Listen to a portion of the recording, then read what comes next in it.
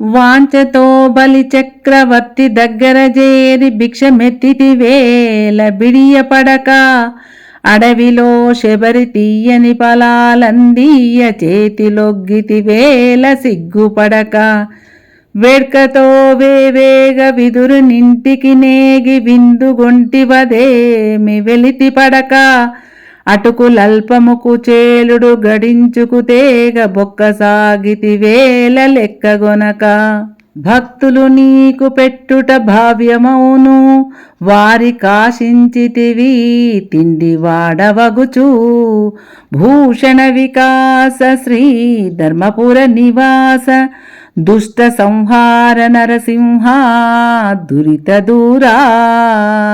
ఆభరణములచే ప్రకాశించువాడ, దుష్టులను సంహరించువాడ, పాపములను పారద్రోలువాడ, ధర్మపురి గ్రామంలో కొలువుదీరిన ఓ నరసింహస్వామి, బలిచక్రవర్తి దగ్గరకు వెళ్ళి సిగ్గు లేకుండా ముష్టి కోరితివేమయ్యా? శబరి అడవిలో పనులు ఇస్తే సిగ్గు లేకుండా చెయ్యి చాచినావు. ఆశ కొలది విదురుని ఇంటికి వేగంగా వెళ్ళి కక్కుర్తి అనుకోకుండా భోజనము చేశావు. కొద్దిపాటి అటుకులు సమకూర్చి కుచేలుడు తెచ్చి ఇస్తే ఆలోచించకుండా తిన్నావేమిటి స్వామి? నీ భక్తులకు నీవు పెట్టడం సబబు, కాని తిండిపోతువై వారిచ్చేదానికి ఆశపడడం నీకు తగునా తండ్రి అంటున్నారు శేషప్ప కవిగారు.